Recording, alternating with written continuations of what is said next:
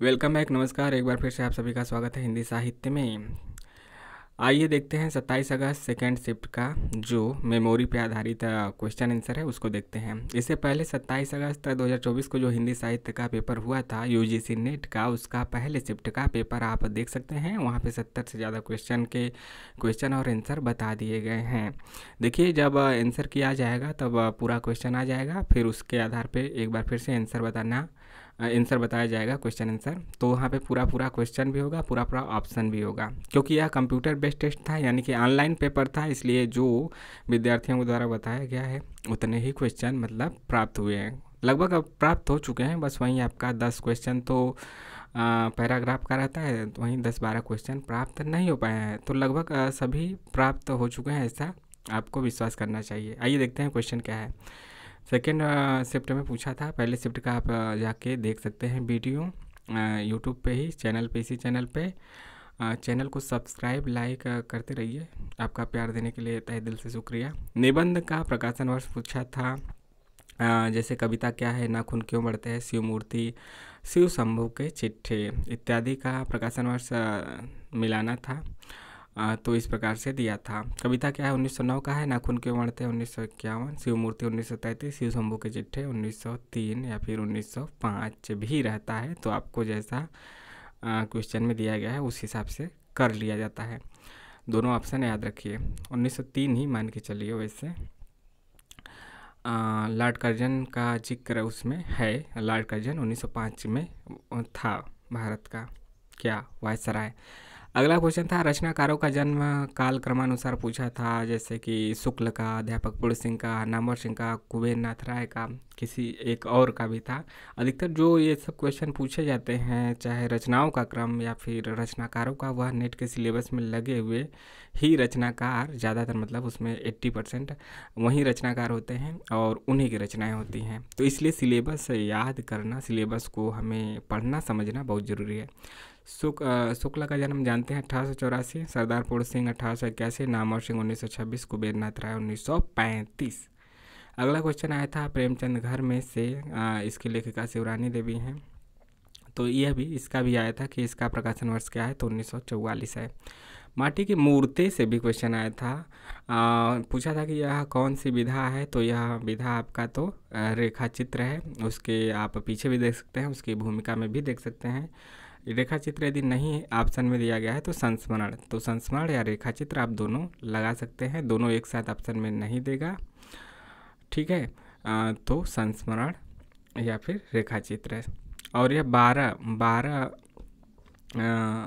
भागों में विभक्त है, जिसमें इसमें मंगर हैं, बलदेव हैं, यही सब है।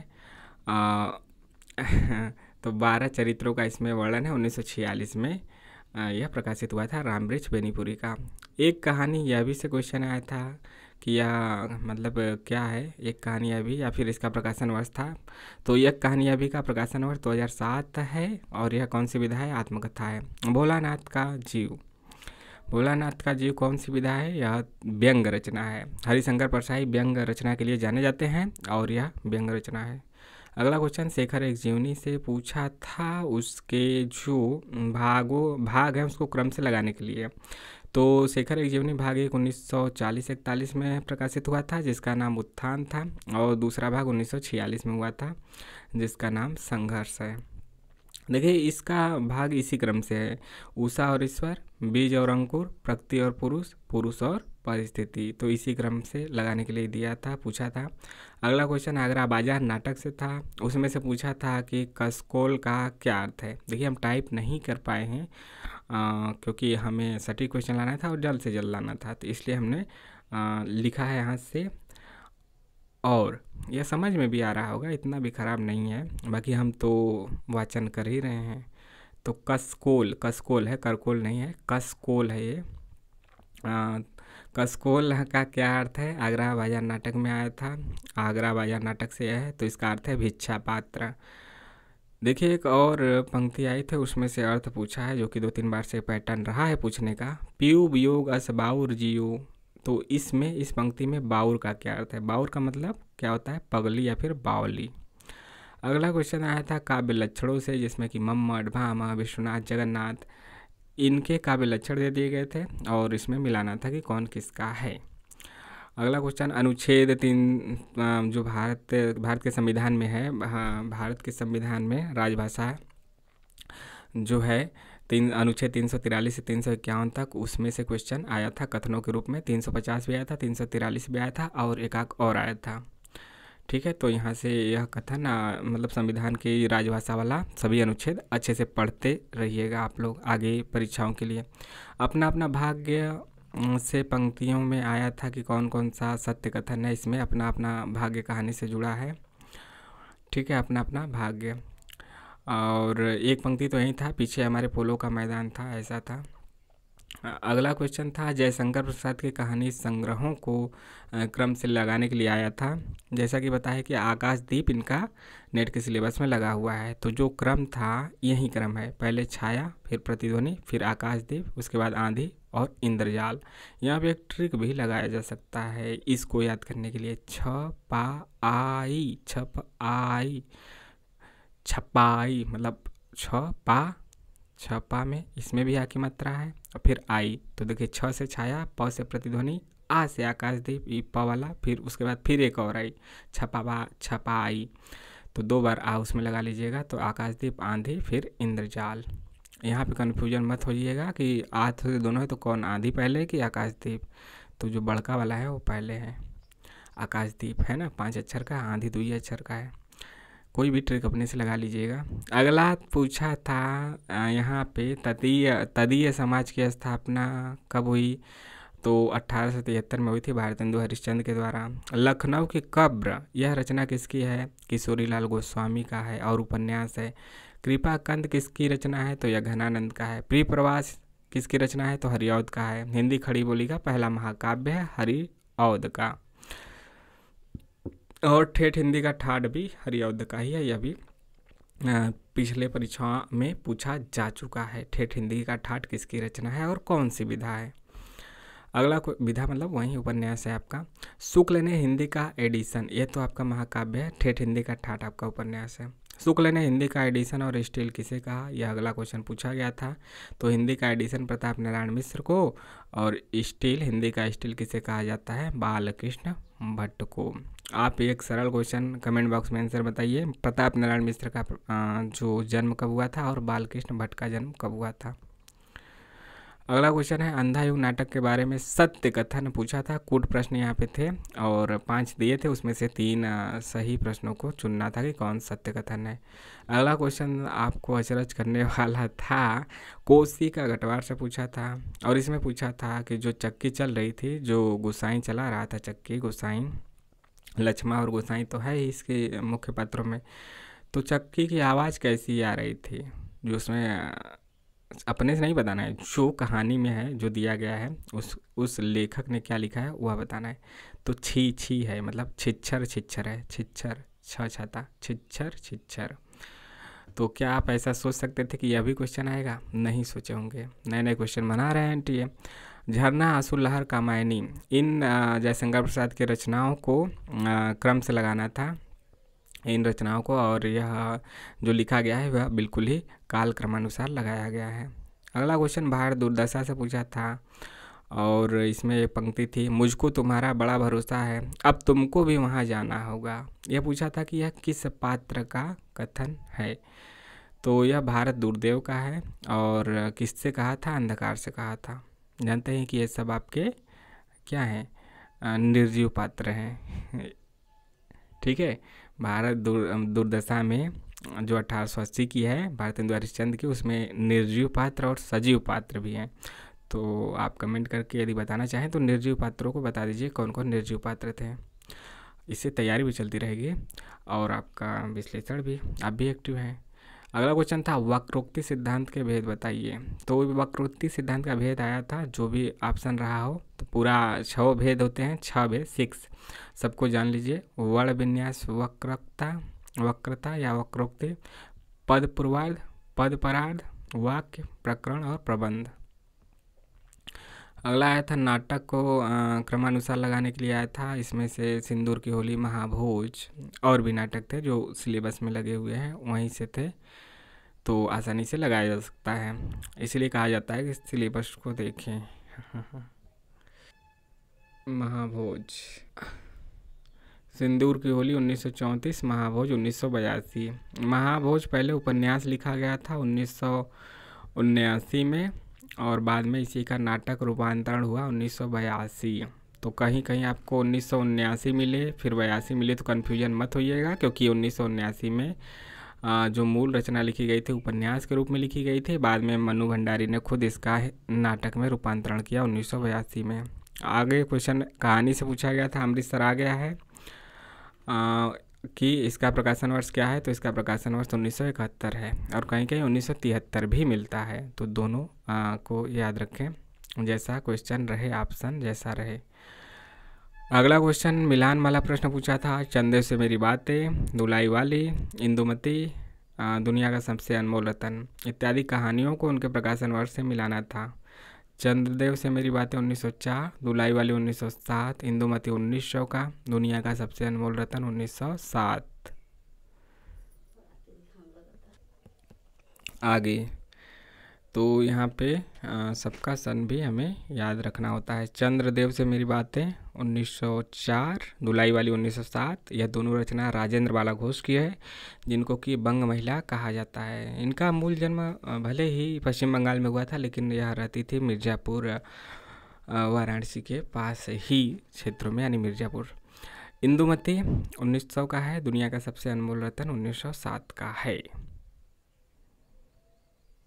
आगे देखते हैं, अचरज होत तुमहू, यह मतलब पंक्ति थी किसके बारे में, प्रेम घन ने, जो बद्री नारायण चौधरी प्रेम घन है। तो प्रेम घन ने किसके बारे में लिखा था, किसके अपमान के ऊपर लिखा था। तो सही जवाब है दादा भाई नौरोजी के अपमान के ऊपर लिखा था। अगला एक पंक्ति पूछा गया था कि यह किस कहानी का है, इतने बड़े कॉलेज में कितने लड़के पढ़ते होंगे। ऐसी पंक्ति यही पंक्ति थी, और इसमें थोड़ा सा और भी था। तो इतने बड़े कॉलेज में कितने लड़के पढ़ते होंगे, यह पंक्ति आई थी ईदगाह कहानी से है। यहाँ पे आसानी से नहीं बताया जा सकता यदि अच्छे से आपने नहीं पढ़ा है। अगला क्वेश्चन, भारतवर्ष उन्नति कैसे हो सकती है। इसमें पूछा था कि भारतेंदु हरिश्चंद्र ने जो भाषण दिया था, वो भाषण ही दे रहे थे, जो भाषण लिखा था भारतवर्ष उन्नति कैसे हो सकती है, वह आपकी इसमें छपी। तो पूछा गया कि भारतवर्ष उन्नति में भारतेंदु के जो भाषण था वह कहाँ दिया गया था। तो इसमें देखिए ददरी मेले में दिया गया था, दादरी या फिर ददरी कहा जाता है, ददरी मेले, और यह लगता है बलिया उत्तर प्रदेश में। तो स्थान ददरी दिया होगा तो ददरी लगाइएगा, बलिया दिया होगा तो बलिया। और सभा कौन सी थी, आर्य देशोपकारिणी सभा में। अगला क्वेश्चन, झूठा सच उपन्यास के पात्र नहीं है। तो दिए गए प्रश्न के अनुसार मिस्टर ब्राइट और चुन्नी लाल झूठा सच उपन्यास के पात्र नहीं थे। अगला क्वेश्चन, शराब का नशा उनके ऊपर सिंह की तरह झपटा, यह जो पंक्ति है गोदान के किस पात्र के लिए था। तो सही जवाब है पंडित ओंकारनाथ, पंडित ओंकारनाथ के लिए था। अगला क्वेश्चन, क्रम से लगाना था विभिन्न रचनाओं को, जैसे चित्रावली, ज्ञानदीप, हंस जवाहिर, इंद्रावती और अनुराग बांसुरी। तो यह क्रम से लगा हुआ ही है। चित्रावली का जो प्रकाशन वर्ष 1613, ज्ञानदीप 1619, हंस जवाहिर 1731, इंद्रावती 1744, अनुराग बांसुरी 1764 का है। अगला क्वेश्चन है, आल्हा की भाषा क्या थी, या फिर पूछा गया है कि कब गाई जाती है। तो इसके बारे में जान लीजिए। आल्हा की भाषा से पूछा गया था, तो यह बुंदेलखंडी भाषा है, और आल्हा बुंदेलखंड क्षेत्र में, उत्तर प्रदेश के बुंदेलखंड क्षेत्र में गाई जाती है, और बरसात के दिनों में।